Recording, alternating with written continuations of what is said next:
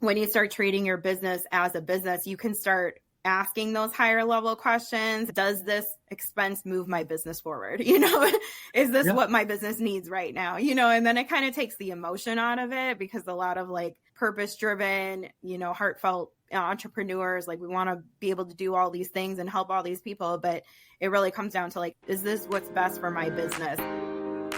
Today's guest turned her first accounting job at age 15 into a mission-driven business that helps small business owners not just survive, but thrive. Megan Schwan is the CEO and founder of Sidekick Accounting Services, a mom of 4, a coach, and a true sidekick entrepreneurs can count on to decode their numbers and create profitable freedom. Megan, good morning. Welcome on Behind Their Success podcast.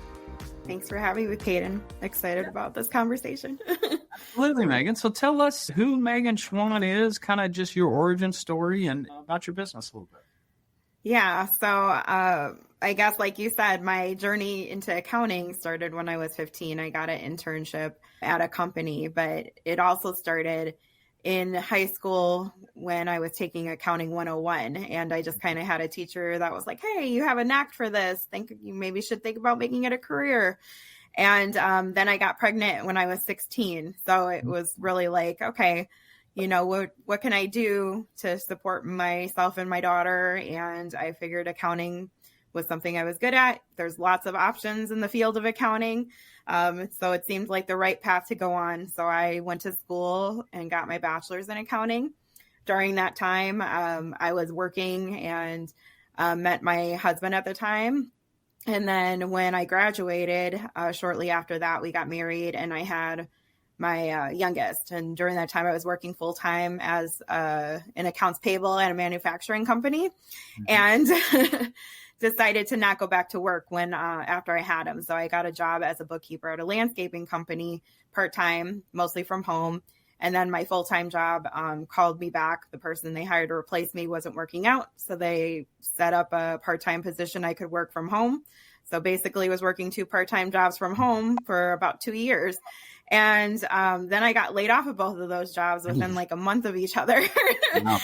So it was like, okay, well, now what? And I was doing taxes on the side for family and friends at that point. So I just kind of figured I was doing bookkeeping for that landscaping company. I could probably do it for other companies, started networking. And now almost 12 years later, I have Sidekick Accounting and 9 employees and work with clients across the U.S. And it's been almost 12 years. So. Wow. Well, yeah. And, Megan, you have a powerful story there, right? Having a child at a very early age, right? And, yes. And the struggles and challenges that can bring on. Can you kind of speak to that? Some people would see that situation and think, hey, she has all the challenges in the world, and other people would see that situation and think, well, now she's got every reason to succeed, right? And to push herself. Yeah. But can you kind of speak to the struggles of a young mom and starting a business, right? Like that's something I don't know anything about. Yeah. Yeah. Yeah, it was definitely, well, when I was a teen mom, that was definitely one thing. And that was, I was very fortunate that my family was very supportive and our church was really supportive. I think if they hadn't been, it would have been a lot harder. But they were. And like you said, it kind of was, for me, I was kind of heading down a bad path, and really having my daughter actually kind of saved me from poor choices. Made me feel like I needed to be more responsible and step up and, really create a life. So that definitely helped a lot, with that. Then I started, college shortly after I had her and, got my degree. And that was a whole thing too, trying to work and balance that. But definitely having the support and encouragement was really helpful. And then when I started my business, I was married and had 2 young kids then at that time. And it was really more just out of necessity. Like we needed 2 incomes in our family, and I wanted to still be present for my kids. And so it just kind of seemed like that was the right option. And I did actually go back to work for a little bit, part-time after I started my company. And then I did that for about a year. And then I was able to quit that job and go full-time in my business. So we've been full-time in my business now for 10-ish years, 10, 11 years now, which has been a big blessing. Yeah, 100%. The interesting thing, the timing of that is similar to my story. Mine was about 2014 and there too.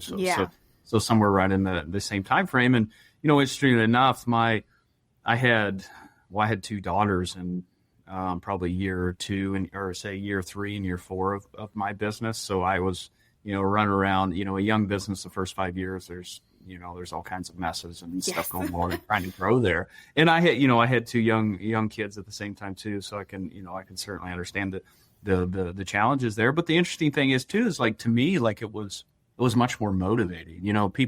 Sometimes people, they say the kids take a lot of your time and in some ways that kind of holds your career back. But to me, they're every motivation to get as good as possible. Right.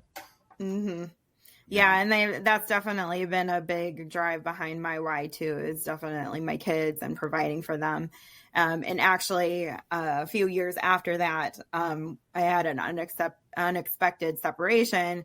And actually before that I had 2 more babies. I have 4 kids all together, had 2 babies back to back, and then unexpectedly separated and divorced my husband.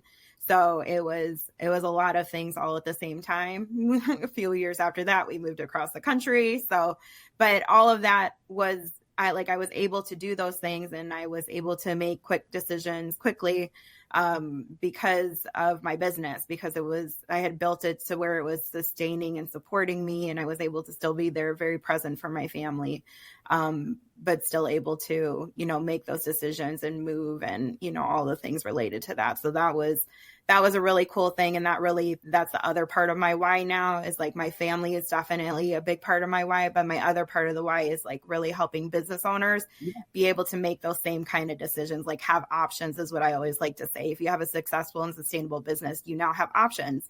If your family has something that comes up, now you can be present, more present for them. You can take a step back.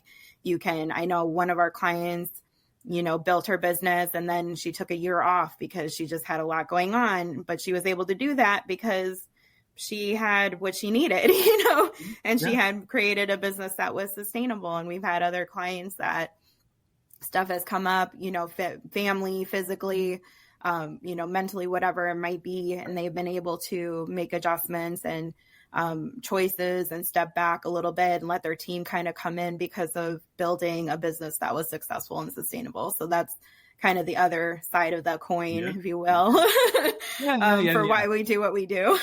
So let's jump into that, Megan. Yeah. Passion around numbers and finance. I love that. The world definitely needs as many people like you as it can, because I see the same message you see all the time. Right. Yes.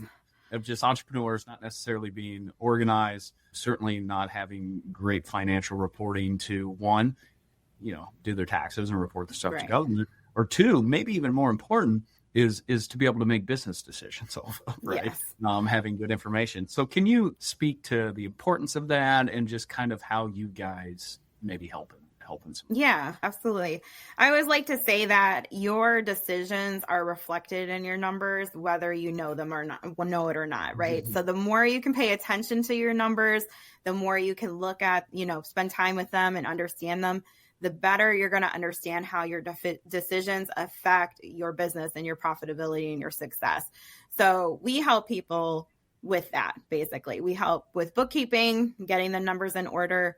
We're also a certified profit first firm, which is a cash flow management system and methodology, which really helps, I think, bridge the gap between your monthly reports and what happens on a day-to-day basis, because now all of your money has a purpose and a place, and you're proactively planning for different parts of your business and a lot of the pain points business owners experience. So we help with that piece of it. And then we also do some taxes and tax planning as well, because all of those pieces matter and ultimately impact the success of an organization. And we primarily work with clients between like startup and 3-4 million in sales, because I feel like that's like the sector of business that sometimes is underserved, it's undereducated. And I just have a really big passion for helping people be successful, like no matter what level they're at. So we focus a lot in those areas, and our services have a lot of that support and education behind them as well. So a lot of times we're teaching our clients what KPIs are and which KPIs they should look at, and what profit margins are. Yeah, exactly. And then, how to use those numbers to make better decisions. And I always like to say, like big companies spend a lot of time on their numbers. Like my dad's a VP at a a fairly bigger company in the $20 million range. And they spend like 3 days each quarter on their numbers and on strategic planning. So I'm just like, your numbers are important. And the more you can lean into it, the more you can understand it, the better business owner you're going to be. And ultimately the better decisions you're going to make, right? It's kind of like learning from other people's mistakes or, not making the same mistakes. Like you have to be aware of what's happening and why it's happening if you want to make better decisions. And it all goes back to your numbers. Oh yeah. Yeah. 100%. And what is it? I'm going to butcher the stat, but it's something like 90% of small businesses don't make it 5 years or something like that. Right. And you're right. You're serving the market from 3 million and under. That's 99.9% of businesses, right? Right. And I say this a lot, and it never ceases to amaze me how unorganized multi-million-dollar businesses can be in the yes. Right? And not being on top of those things, not being able to know, or just going back to the stat of saying that most businesses fail in the first 5 years, it's cash flow. That's the problem, right? They fail because they're not making enough money or whatever, but ultimately the cash is not coming in. And not having a line of sight to that is a major issue, right? Especially if you're in some kind of complicated business with inventory or you got job costing or whatever that is, right. Where you have cash flow issues to where you can even be super profitable and still not have any cash to pay your bills. Right. You can be super profitable and not have the money to actually operate. Can you speak to some of those struggles and how you guys, solve that? Really? Yeah. So mostly when it comes to like our profit first services, because we get the cash flow management system in place, but then we really start to dig into what we call profit points in business, which is things like accounts receivable and your pricing and your culture development and your hiring processes, like all these different things that actually affect profitability that a lot of times people don't realize, but we help dig into that. So I know we had one client kind of in a similar situation where she's profitable, but she was always like struggling when she was trying to pay her contractors. So when we started working together, one of the things we looked at was just like her timing of things. And she was billing her customers like in the middle of the month or at the beginning of the month and paying her contractors in the middle of the month. And so like anytime she got to that point, she was like, oh, it's really tight here. And so what we did was we changed it. So instead of her billing once a month, she was billing her clients twice a month. And then we eventually switched to paying her contractors twice a month also, so that when the money was coming in was kind of when it was going out. And so just a small shift like that made a huge difference to now where she's, paying people and has things like she's not struggling. And that happens so often where people just, they don't realize that just these small tweaks can make such a huge difference. Same thing with pricing sometimes is like, that's the issue is like you have money that's coming in, but it's not enough. Your margin's not big enough to like cover everything else. And so like taking a look at where the money is going, but, also taking a look at like, are you pricing correctly, and it can be just, maybe even not like a 1-2% difference of, pricing change or a couple of dollars or whatever it might be, but that ends up impacting your profit margin by like 5-10%. So it's really incredible how just like little tweaks on things can really make a huge difference. But again, you got to pay attention. You got to like look at your numbers. And sometimes people don't know where to start, which is where we usually come in so that we can help kind of like, okay, well, this is what's happening. These are the things to look at. And that's the part I really love because I get to take my own journey as a business owner and like the things I've had to learn and grow and, understand it to grow my business. And then also help, my clients and, all of the hundreds, probably thousands of clients at this point that I've worked with and just kind of the experiences I've gained from that even, and just be able to use that to help people continue to be successful. So I think it's a lot of fun. Megan, do that. Yeah, I love, and your passion comes through on it, which is and the beautiful thing about being like an accountant, like both of us are, is that we do get to see a million different businesses, right? And get to see the insides of how they all work. And God, I don't know how many income statements and balance sheets I've seen thousands of businesses, right? And the cool thing is we do get to, and I'm sure you've gotten really good at this over the years. It's like spotting patterns. And while financial, the financial lane is like your lane, but like you're also like, the financials will tell you the story of a whole lot of what is broken or what's not working. Right. Whether it's in margins or your marketing spend or whatever, it tells it kind of, right, the language of business. It really tells the story of what's going on. Yeah, and it's really cool when proactive professionals like you, which I'm passionate about this because often I think accountants' business models are pretty broken and they're not proactive in the slightest and actually helping business owners figure out stuff. The cool thing is about mine and your experiences, we've seen so many businesses, we have the ability to help tweak them in a lot of lanes other than just taxes and finances, just giving them a lot of just kind of general business advice, right? Yeah, exactly. Are you looking for a new tax experience? Looking for an advisor that actually brings you high-level ideas and proactively plans so you aren't overpaying your taxes? Or how about one that even just responds and communicates in a timely fashion? If any of that resonates with you, you probably just have a tax preparer and not a tax planner. And it is through the tax planning process where all the value is found. And when tax planning is done right, it has a positive return on investment. I'm Peyton Squires. I'm a CPA and owner of Squires Tax Planning. We work alongside entrepreneurs and high-income earners, helping them pay the least amount of income taxes, both legally and ethically. We have saved our clients hundreds of thousands of dollars through specific strategies, and we guarantee we can find multiple tax strategies that your current tax preparer hasn't told you about. If that interests you, head over to squirestaxplanning.com. There you can take our free assessment to see how likely it is that you are overpaying on your income taxes.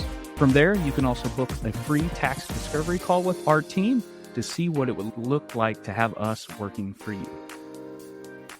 So when you're looking at a lot of different situations, Megan, right? Like what could you tell me a few just common problems you see business owners have, and then maybe just practical solutions of how they would solve that? Yeah, absolutely. I guess the first one that I would say is people don't always treat their business like a business. And what I mean by that is commingling funds is like a big, first thing. So people have business and personal, stuff still coming out of the same account. That's like a big no-no on the tax side and for compliance reasons. Yeah. Definitely cringe. And I'll have people, I talk to and I'm like, okay, I know you didn't know better, but now you know better. So you need to fix this, So that's definitely like the first thing. And if that's anybody listening, like, don't feel bad about it, but just like go to your bank and make a new bank account and start putting your business, like pulling in and business in and outs out of that one account, because that's definitely like a big thing. But I think it also kind of helps with mindset. And I'm a big believer of like mindset makes a huge difference when you're a business owner. And so just starting to treat your business like its own entity, like its own thing, makes a big difference in how you show up as well. Same thing with like paying yourself. Like people are like, oh, I can't pay myself. You need to pay yourself something. And in my opinion, you need to do it on like a schedule. So even if it's $100 a week or, whatever you can like afford, you want to make sure that you're doing it on a more consistent basis, because that also is like a mindset shift that ends up happening as well.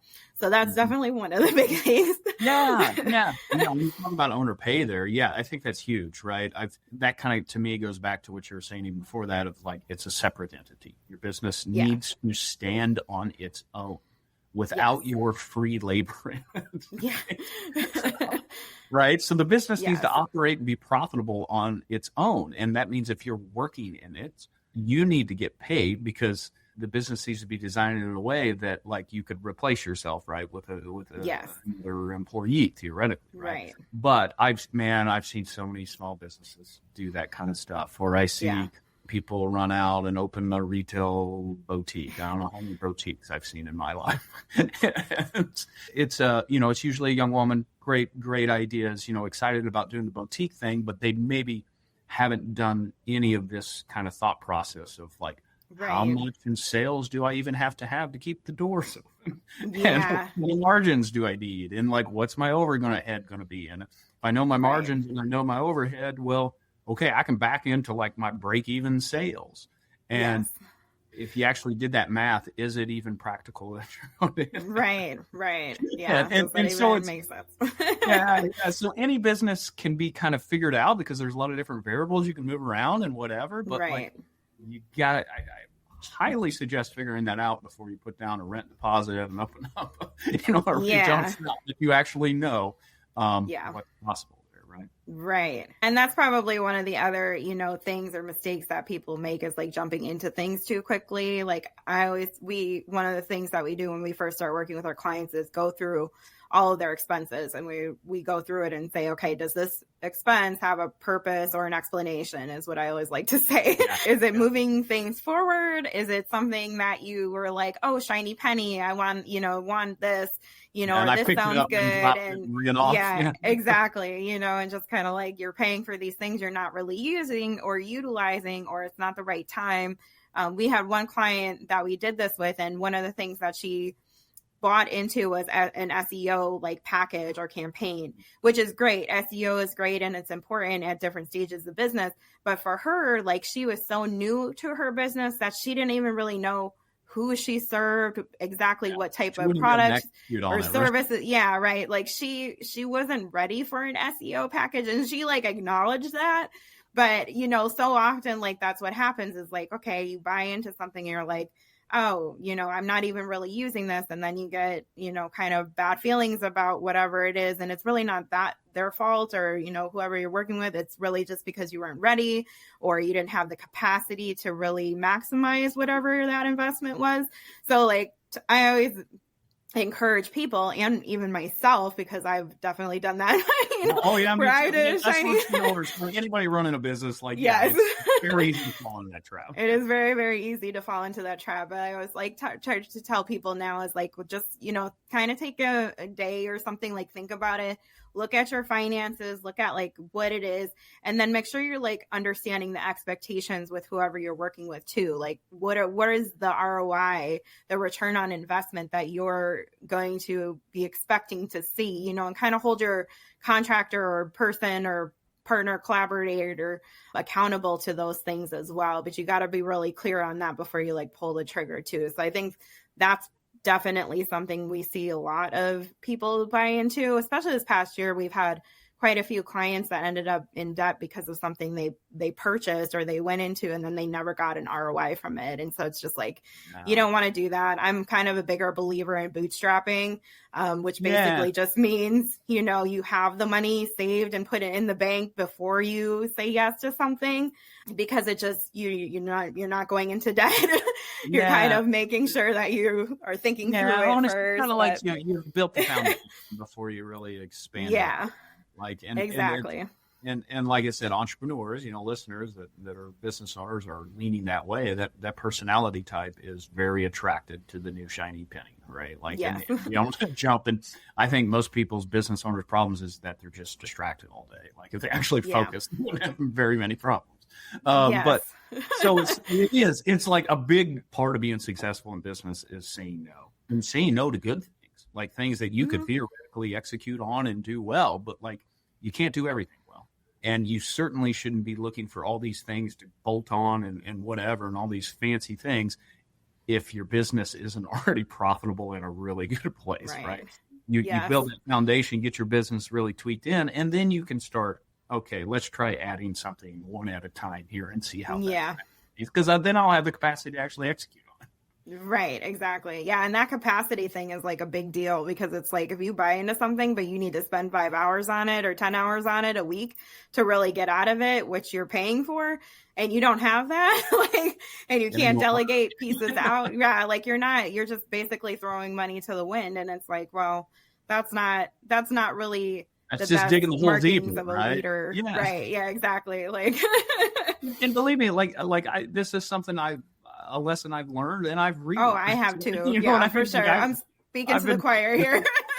I've been beat multiple times over the head with this thing. And as a guy right now, like we're in the beginning of the fourth quarter of 2025. I've spent the last 2 weeks doing all this stuff that we're talking about right now. Yeah. Of like, okay, I'm already thinking, okay, Q1 2026, what does this all look like? Right. Right. And going through all the expenses and having, I would almost call it just ruthless evaluation of everything I have there. And vendors and ROIs and cost and just flipping over everything, right? And I think it's important for business owners to do that on some kind of regular cadence, right? Like, hey, let me just open up my P&L and start like you said, you guys help clients do that, of just going down the P&L, just like, what's the point of this? Are you basically. Right?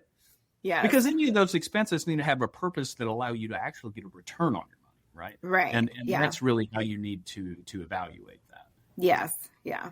Yeah. And sometimes it's not always like one-to-one, like especially marketing can be challenging on that because you're not going to see your ROI like right off the bat. Most cases have some way to kind of track that, right? Like exactly. Yeah. Like there's something. And so it's not necessarily a number on your P&L, but like, what your conversion rate is or how many leads have you been getting, so like all of those numbers really matter a lot too. It's not always finance specific numbers or like P&L numbers. It's all the numbers in your business. And so I think the more business owners can understand that, and identify what those things are, the more successful you're going to be. Because I mean, it does come down to metrics a little bit, where it's like, that's not all that matters, but you can learn a lot from the metrics. And kind of going back to like originally what I said about just like your mindset too, when you start treating your business as a business, you can start asking those higher level questions and like really being more critical about what you're spending on. Like, does this expense move my business forward? Is this what my business needs right now? And then it kind of takes the emotion out of it, because a lot of like, purpose driven, heartfelt entrepreneurs, like we want to be able to do all these things and help all these people, but it really comes down to like, is this what's best for my business? And same thing on the team member side, because I know that's something that I have definitely have had challenges with over the years as well, as like figuring that piece out. But same thing, it's like, is this what my business needs? Is this the right person for the decision? And right person, that right kind of helps with it too. Yeah, exactly. Yeah. And, you talk about heart driven and team members and all those things. Yes, believe me, that's one of the hardest things for me, because I do have a heart for everybody. You know what I mean? Like, I want you to be good, right? Right. Like feeding into people. And it is. It's having that ruthless evaluation. And for me, too, it's like I grew my business the first, call it 5 to 6 years, really just by myself. Then I started adding team members and whatnot. And now I have to make the decisions not even based on me, but just like, hey, there's other people that are relying on this. And like the business needs to be ruthlessly operated. And by that, I mean, just like, it's like, okay, data driven and that kind of thing. Right. Yeah. Because it supports all of us and it supports all of our families. And like, there needs to be a justification for everything we do, right? Like how that helps us, move things forward or make more money or maybe support causes we want or whatever, right? It's not necessarily about saving money, but there needs to be thought behind every dollar. Yeah, exactly. How do you personally stay motivated and just kind of resilient? There's ways I assume you're like everybody, right? Days and weeks where you're just like, man, this sucks. Just all the different stress. No, believe me, I have days like that. Not all the time, but from time to time. For sure. So how does Megan stay resilient in business and just kind of dealing with all the challenges that you face? Yeah, I think really it's going back to my why, also like thinking about all of the pros that my business has provided for me. Is sometimes really helpful, because sometimes, you kind of get in a rut or, something happens. And I know for me, like I'm highly critical of myself, which I'm working on not being, but like, so like we've got tons of happy clients, but every once in a while we'll have a client that's just not a good fit for us, and there'll be some kind of a complaint. And I always like to, I think for the most part, I always like look at things and I'm like, okay, I don't take it personally per se, but I try to see what the lesson is, if there is a lesson where I can improve, so always taking failures and making them successes or like areas to improve on.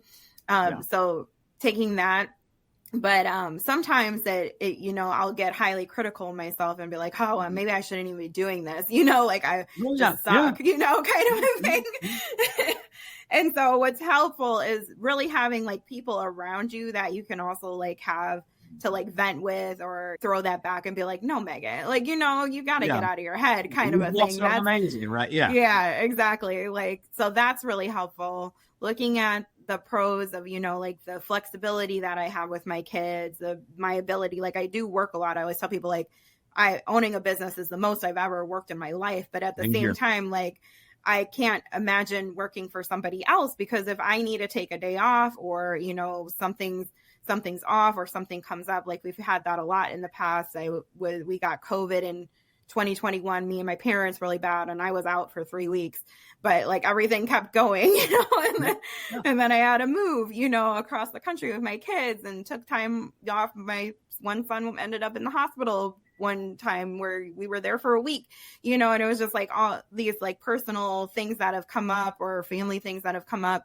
And I've been able to be really flexible because of my business, and I don't have to worry about PTO or, you know, whatever else, like reporting to somebody else. And that for me is just like really priceless, especially as a single, you know, solo mom now. Like having flexibility like that is something I absolutely need to have, you know. So like that's one thing. What's my why? It's my family. And then, you know, to helping other people be able to build that for themselves and their families as well. And then, like you said, it really is my team now too. Like at a certain point, it was like, well, I can't go back anymore because we're already at this level. It's like, we just got to keep going forward, you know, kind of a thing. Yeah. So it's like reminding myself in some ways, I kind of don't have a choice but to keep going, you know, like. Yeah. And that's a great motivator. Yeah. And that's it's like, okay, well, this is where we're at. Like, I have to figure this out. Like, you know, you got to just keep going. And I think that's where that grit comes in, is like, you really just have to make a decision. And that's what I tell our clients too, with people I work with at different levels, because not everybody's meant to be a business owner or meant to be a business owner forever. Right. And I'm real transparent with our clients when we talk about that, you know, and sometimes they'll be struggling the same way. And I'm like, okay, well, you know, you have to think about, is this what you really want? Do you really want your business, or are you okay with letting it go? But if you're not, and you really want this business, you just got to make a decision that you're going to figure this out, you know, that you're going to keep going, and we're going to make adjustments, and we're going to keep testing what's working, what's not working, so that you can keep going forward. And that's kind of the same thing that I just tell myself. It's like, this is where I'm at. This is the life I've chosen. It comes with ups and downs, and sometimes the downs are real low, but at the same time, like I know where I'm trying to go. And if I keep going and keep pushing and just are determined to like keep going, I'm going to get there, because grit is like a huge part of that process. Well, yeah. Yeah. Nothing will stay in front of something that's relentless. Like exactly. Can't be stopped. Like favorite quote of mine was Kobe Bryant, one of my favorite basketball players of all time. But he has a famous quote that says, "Boos don't block dunks." Meaning like you can be so good at something that people can absolutely be cheering against you as hard as possible, and you can still just do it, and they can't stop. Right. So like Kobe Bryant, like that's a good one. You know, people were paid hundreds of millions of dollars to play defense on that guy to keep him from scoring basketballs. He did it. And so meaning like, you know, despite people spending hundreds of millions of dollars actively trying to stop him. Yeah. I mean, a lot of times the only thing that is stopping us is ourselves, right? Yeah. So it's just sabotaging ourselves. Yeah. It's like, you know, so that's probably the other thing that's really helped this last year is just really focusing on taking care of myself too, you know, making sure I'm getting enough sleep, making sure I'm eating well, making sure I'm moving, you know, like if I'm my best self, or, you know, trying to be my best self, then I can be, then I am there and I'm enough for like everybody else, you know, and that's important to recognize too, especially for us that have lots of hats and, you know, we're doing a lot of things, and our parents, especially, I think too, you know, like we've got a lot of extra demands because of our kids. So if you're not taking care of yourself, it's going to be really hard to show up for everybody else. And that's a big motivator for me too. It's just like, I have to show up because I've got so many people relying on me. Megan, you're speaking my language. It's a great motivator knowing that I have all these people counting on me. At times it can feel like a lot, right? But at the same time, it forces me to be, like I said, the better version of me, whether that's Yes. like going to bed earlier, getting up earlier, working out, all those things. Yeah, it just forces me to be a better version of myself. Yeah. And it's definitely uncomfortable, right? So because growth is uncomfortable. I think learning to there's not a day where I'm not. Yeah, right. It's not uncomfortable. It's just like, okay. And I think it's leaning into hard things like that or uncomfortable things. Yeah. Like that. Just as a general philosophy in life, like it's, it's amazing. Like when I first did a podcast episode here, I was very uncomfortable, right? Yeah. And now I'm not. And the reason I'm not is because I've just been exposed to it over and over again, right? Yes. And it's amazing. People don't realize that it's just really like experience. And then all of a sudden something isn't this big anxious thing anymore. You're extremely adaptable. You can figure anything out, and then it becomes normal to you pretty quick. Like humans can adapt to a new situation almost like, very fast. So it's leaning into hard. So, Megan, I appreciate this conversation. You've been fantastic. Like, what is the best way people can learn more about you, Sidekick Accounting, and just kind of everything you guys do and how you help people? Yeah, so you can go to chatwithmeg.com. That'll take you to our website. And then I'm also on all the socials, which I think are linked on the website as well. But I'm on Facebook, LinkedIn, Instagram. And yeah, I'd love to connect with anybody. I have a Facebook group too. It's called Your Accounting Sidekick. And I do education and tips and things in there as well. So very cool. Yeah, absolutely, guys. If you don't have your numbers in a good position there, reach out to Megan. She can really get you guys in good shape and get you fixed up to where finances don't have to be a stress in your life. You got to look at it to figure it out first, though. Yes. Yeah, exactly. Or scary. We help it to not be so scary. Well, you at least make right? it's scary unknown. If you actually take a look at it, well, then you can attack it in whatever way makes the most sense. But avoidance isn't going to help. Well, Megan, I appreciate you. Anything you want to leave for the listeners before we sign off? Yeah, just that, you, like I said, you got to just decide on what you want out of your business, whether that's to keep going or stay solo. But I think having that kind of idea helps you how to plan backwards, so start with whatever yours. And there's ways, there's people, me, Peyton, people like us that can help you along your journey. So don't be afraid to ask for help. I think that's a big part of success is knowing when you need some expertise and bringing that in and trusting, that it takes many people to grow a successful business. So. Yep, absolutely. Yeah. So, lean in. Don't be afraid to ask for help. Exactly. Just keep no going. Such thing as a dumb question. Right? Like know what you're building or what you want to build. And then like Megan says, that you can back into what you need to do today. Yes. Exactly. and that's kind of the whole point. Put big goals far out there and chunk it down into exactly. Yep, for sure. Well, Megan, I appreciate you. Listeners, we'll catch you next time. Thank you so much for listening to the podcast. If you found it valuable, please rate, review, and share it. That is the best way to help us build this and reach more people. As we're trying to accomplish our goal of help creating more healthy, wealthy, and wise entrepreneurs. You can follow us on social media by searching for me, Peyton Squires, or going to PeytonSquires.com. On the website and social media, we're always sharing tips of personal growth, and there we can actually interact. I'm looking forward to it. Thanks, guys.